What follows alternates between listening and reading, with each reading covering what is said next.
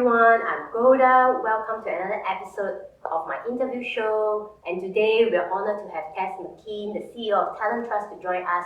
So a little bit background about Tess.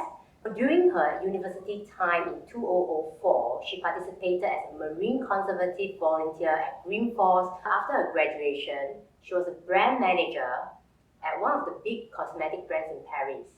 At City & Guilds, she was a marketing account manager in the UK, and subsequently she was a global brand manager at World Animal Protection. Thereafter, in 2014, she moved to Singapore as a country manager with Simply Giving. And now she is the CEO of Talent Trust, which is about 5 years, also pioneer volunteer at 100 People Doing Good. Hey Tess, happy to have you today. Hi God, lovely to be here. Thank you so much for joining us. Welcome. Yeah, so could you share a bit more about yourself? What has shaped you to have this passion? Yeah, of course. I would say I've been passionate about non-profit and volunteering since I was really, really young. There is a lot of charity work in my family. So my aunt runs a community foundation in Egypt. Ooh, in the South Sinai. Yeah, she lives in the desert for half of the year by St. Catherine's Monastery, which is where the burning bush from the Bible is. And she runs a community foundation that helps isolated tribal people. So there's a lot of deafness amongst the Bedouin tribe. There's a lot of women's rights issues. So she set up a community foundation to better support them. And I think I've always been really inspired by her willingness to really give her life to giving back and helping other people. I think it really started in me when I was working in a shop in the centre of town where I grew up, in a surf shop. And at night, in the winter in the UK, it gets super, super cold. And there's a really big homeless population, especially on the south coast of the UK, because it's a little bit warmer in the south than it is in the north. So people who need to sleep on the street obviously go to where it's as warm as possible. And actually there's an amazing organisation in the UK called The Big Issue. And The Big Issue is a magazine that is sold to homeless people to sell on at a higher price. So you get a lot of homeless people who will sell you this magazine in the street. And obviously once you've bought one of them, you're not going to buy another. But if you've got 10, 15 big issue sellers on one walk, there's so many people you're not helping. So I used to go and buy gloves in the winter. And in the evening on my walk home from work, I would give big issue sellers gloves instead of buying another magazine that I didn't need, so they could sell the magazines to someone else who hadn't read them. And I think, I just used to lie awake at night, quite an anxious child, thinking about all these people who were lying there freezing cold or, sitting isolated by themselves, or kids that needed some help, and it just made me really sad. So I think I had this desire to see what I could do to help from a really young age. You're like a global brand manager at Animal World Protection. Yes. What is so significant about the role, or what are some of the highlights you'd like to share? Yeah, that was actually my dream job. That was my dream job. It was non-profit, it was marketing, which is what I kind of had started my career in, and it was animals.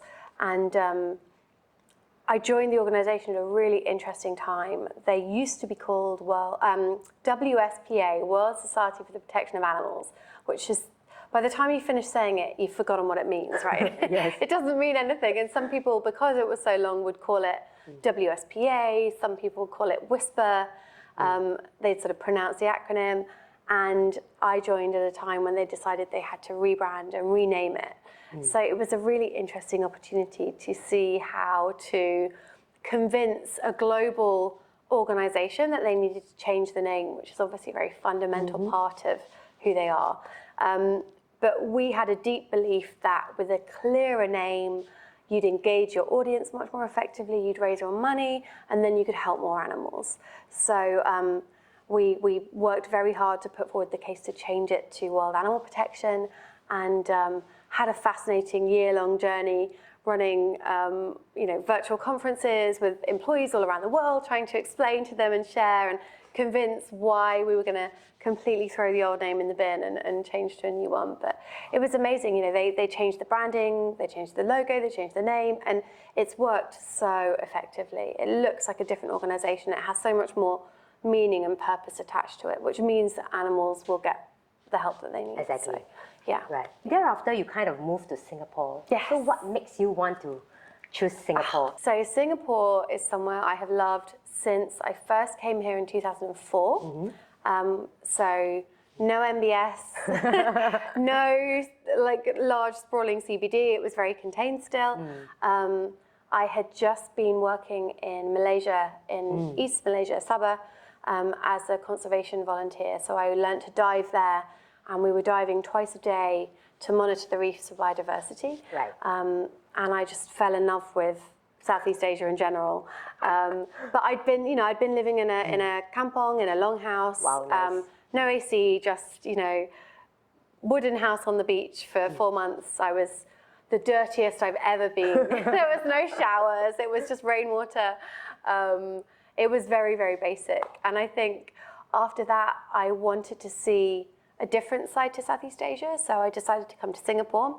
And my friend at the time, who I'd been volunteering with, also came to Singapore. He's now my husband. We had our first date in Singapore at the Mandarin Oriental, so it had a special kind of significance to us. We came, and I ended up staying a month, and I loved the fact that it was this amazing modern city that also had vast amounts of greenery and wildlife, and McRitchie and Sungai Buloh and Pulau Ubin. I just thought it was the most fascinating contrast. So after we finished our traveling, we went back to the UK, we finished our studies, we started our careers.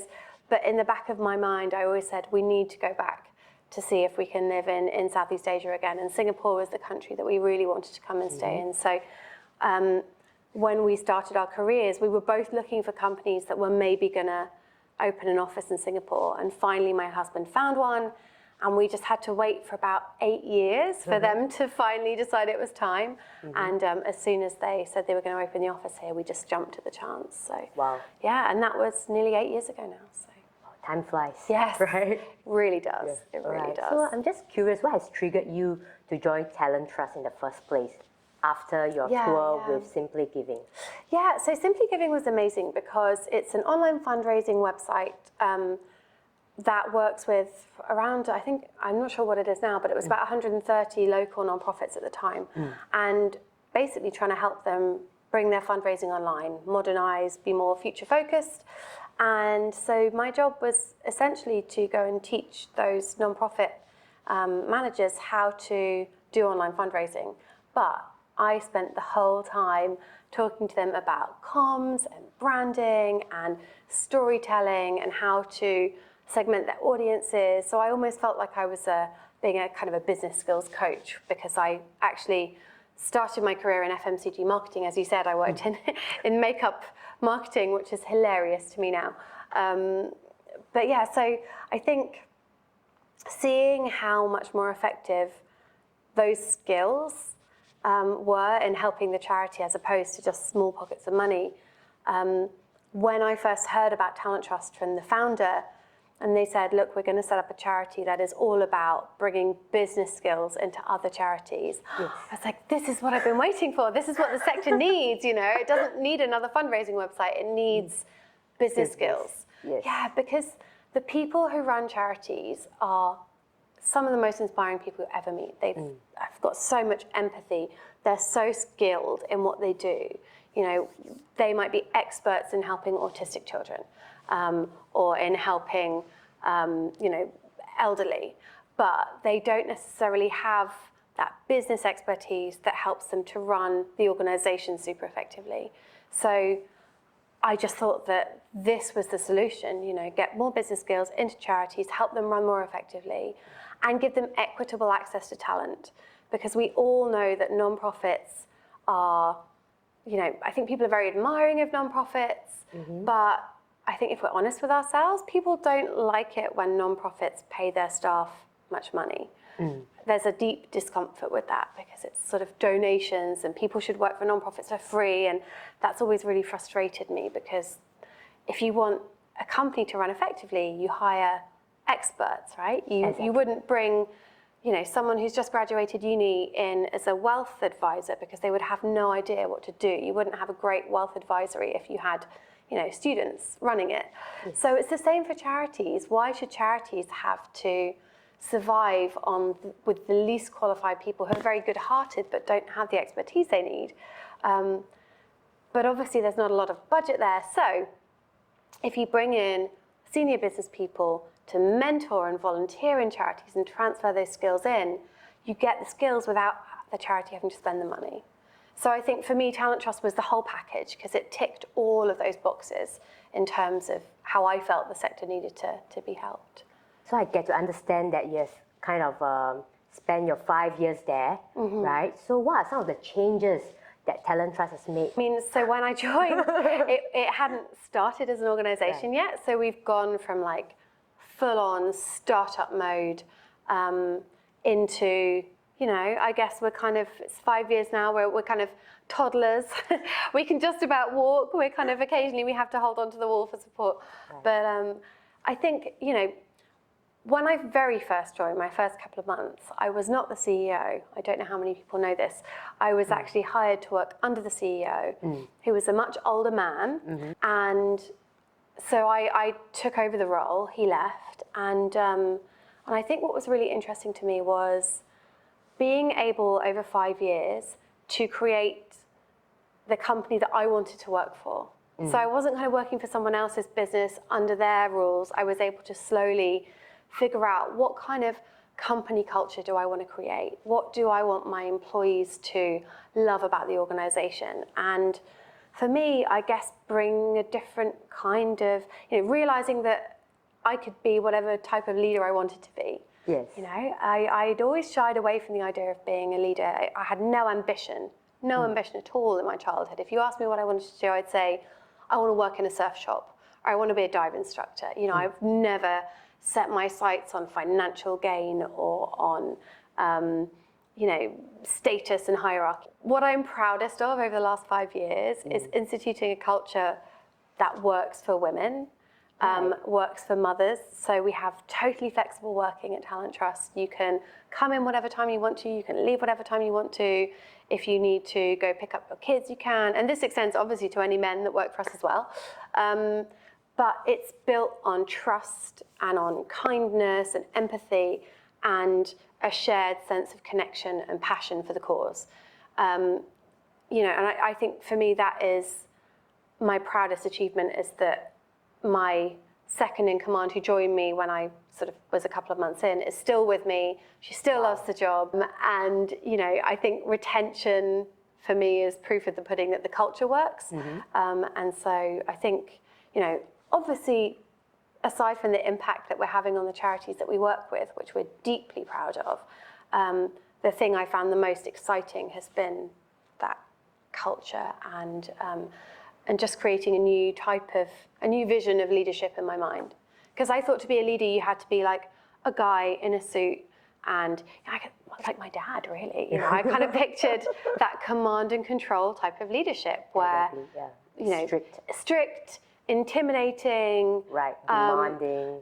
Exactly. You've got to be in the office at this time of day. You've got to be the last person in the office, and that's how you kind of become a leader. Off, right? Yeah, it totally put me off. I had no interest in engaging with that type of leadership. I didn't want to be that kind of person. So far, what are some of the challenges you have encountered as a CEO, or even during this pandemic period? So, right. The challenges of being a CEO, I think the exhausting thing is that it's your job to pay everyone. That's what gets you out of bed in the morning, is that if you don't do your job well enough, then you're not going to be able to pay people. And that is the top priority, is other people's livelihoods. So I find that a real burden. It's not something I enjoy at all. I take no pleasure in fundraising and having to go out and make money. I hate it. What I do love is the excitement of conversion, right? So when you can share your passion with someone and they really get what you're selling and they get why you're doing it. And then that's a much more organic kind of sales. But, the challenge of being a CEO in a startup environment, especially in a startup nonprofit, if you're selling a startup idea in a commercial setting, the people that you're selling to, they've got something to gain, right? They're like, I could make an investment in this and I will make some money back. There's a very clear transactional exchange. When you're setting up a nonprofit and trying to sell into people, you're saying, well, you're going to give me some money and you're not going to get anything back, really, other than knowing you've kind of helped.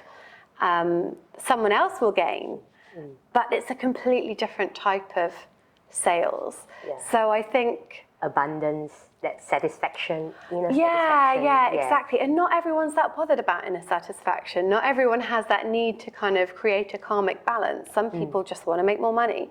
So I think getting used to the fact that not everyone is going to want to buy your product, getting used to the fact that not everyone's going to like what you do. A lot of people might be quite offended by the fact that you run a charity and earn money and try to pay your staff well. They think that it's not the way that charity should work. So I think, my God, the list of challenges, honestly, as a CEO are enormous. And then you add on CEO at a startup, and then you add on startup charity. I could talk for months about the challenges you encounter, especially as a nonprofit, governance, having a board of directors who have to place very stringent government-linked rules upon you. There's not much flexibility. So you have to get very creative in the way you overcome problems. So yeah, I think that the challenges are absolutely multiple, but I was going to say the rewards are worth it. They are, but I do think you have to be a certain type of sadomasochist to work for a charity, because away from people's expectations, I think it's quite a thankless sector. You kind of expect that people would be thanking you all the time, right, if you run a charity, but if anything, people are quite critical of what you do because everyone has an opinion. They're like, I'd do it differently. I wouldn't do it that way, or I wouldn't pay people this much, or I wouldn't do that. So it can be a really quite challenging, gritty sector, which I don't think people necessarily expect. Yeah, this is something different, and this is the first time I hear something about that. And compassion fatigue exists, right? So when you spend every day, and this is less pertinent for someone like Talent Trust because we're an intermediary, but when you're working in a charity helping abused kids, for example, every single day you're going in and you're being exposed to the very saddest thing you could imagine. It's like, we're all guilty of this, okay? You're scrolling through Instagram and there's some awful global tragedy that's happened. And after a certain amount of time, you want to switch it off, right? You close it down and you're like, I'm just going to look at cat pictures for a while to cheer myself up, But when you work for a charity and you're dealing with the most needy people, you don't get to switch off like that. You are in the zone all the time. And if you don't do your job well, it's not that your boss isn't going to make money. A child might die. They might be killed by their parents. These are high stakes, high emotion roles that people are tackling. And it's exhausting. And there's not enough mental health support for people who run the charities themselves. That's the very last thing that there's any money to do. So I think what everyone forgets about charities is it's very easy to come in from a corporate perspective and say, oh my God, that charity is a disaster. There's so much mayhem going on. But that's because their number one focus is on helping the neediest people or the neediest animals or trying to avert the climate catastrophe. When it comes to, have we done this paperwork, really that's second fiddle. So it means that, these people who are so passionate and qualified in those areas, they often get the roughest ride because they're exhausted in what they do day to day, and they're aware that the organisation needs a lot more help and structure, but they don't have the time or the resources to do it. So, it's tough. It's a tough sector. Yeah, so what are you currently working on in Talent Trust right now, at the current moment? So at this very minute, we're trying to help more charities become more resilient. So no one could have predicted that the pandemic would hit when it did or what the impact would be. And because so much of the global population's been impacted, donations have generally gone down. People are having to look after themselves and their own families before they're giving money to other people. So donations have gone down. Charities obviously are having to deal with far more people in need because COVID has exposed the vulnerabilities of a lot of different look at the foreign construction worker challenges, you know. This entire population of people have suddenly, we've realised how vulnerable they are in these dorms. And the charities that work with them have had to double, triple their efforts to try and help preserve their mental health and make sure they have access to technology. So I think Talent Trust's focus is to work with those kind of organisations to help build their resilience, to help build their stores of, you know, of funds, so that if something like this happens again, they're ready to go. You know, then they're not kind of on the back foot, as it were. So yeah, I think really it's building more resilience in the charity sector and getting more corporations to invest in, invest is probably the wrong word, but to, I guess, invest their time and their CSR efforts and energy into helping charities in this way, rather than perhaps, you know, your annual CSR handing out food day. You know, we're saying that's great to do, and it's really wonderful if you and your staff want to go and do that, but you can be far more effective at helping charities if you come and mentor them, if you put a bit of money into Talent Trust projects, that will build that longer term resilience. It's the teach a man to fish analogy, you know. Give a man a fish, he'll eat for the day. Teach a man to fish, he'll eat for a lifetime. And that's the mentality that we go through at Talent Trust. So you're like an inspiring figure as a role model in your industry. So would you be able to like share your personal or life experience or what has built you up to where you are right now? I think maybe just a few of the highlights. Yeah, of course.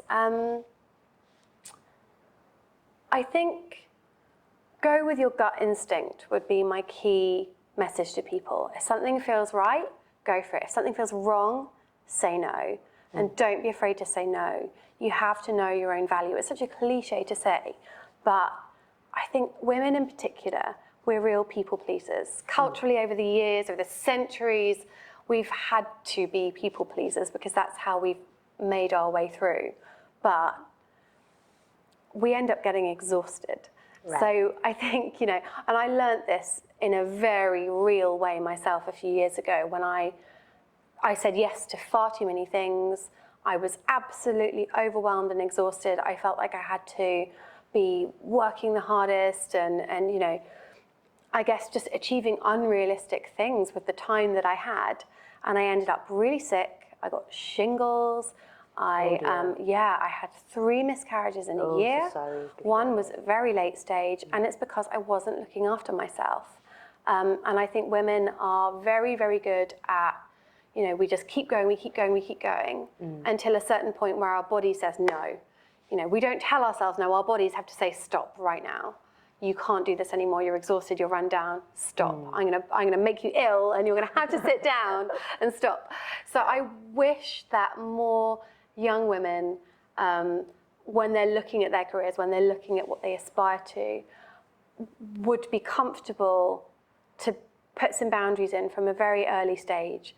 You know your worth, know what you should be paid, know what is and isn't acceptable in terms of dynamics with, especially with older men and, you know, people who set themselves up as perhaps a, you know, I guess a mentor, a guide. You don't want to be manipulated. You don't want to find yourself kind of just saying yes to everything you're offered in order to kind of get ahead. Put some boundaries in for yourself, protect yourself, protect your time, protect your energy, and only go with things that your gut is really telling you is the right thing to do. I think, you know, that for me, I wish someone had role modeled that for me when I was younger.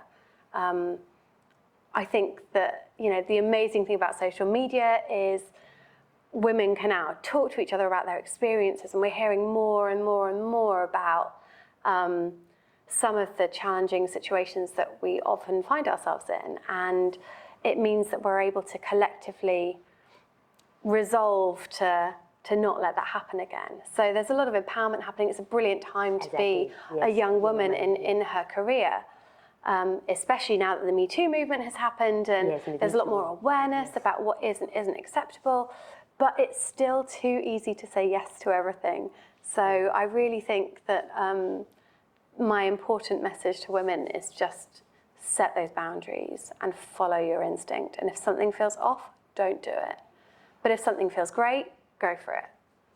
Right. Is there anything you want to add to close this show? I mean, I don't think so. I want to congratulate you, Golda, for giving people the opportunity to talk about interesting topics and for doing something different in your life as well. I think it's really inspiring to see you shaping your own career. I think you actually are role modeling that exact thing for other young women. So I just thank you and wish you all the success with I wish you all the best for future endeavors as well. Thank you so much. So if you are interested in knowing more about Talent Trust, you may wish to check the links in the description box below.